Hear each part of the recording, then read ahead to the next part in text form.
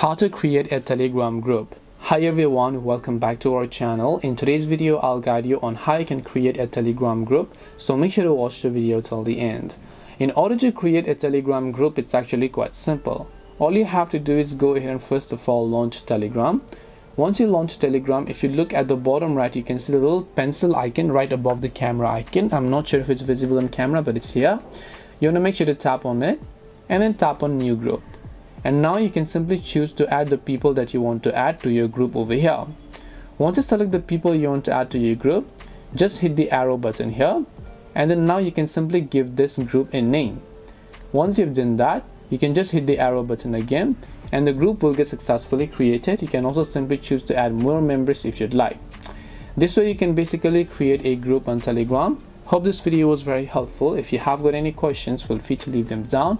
Thank you for watching and see you soon in our next video.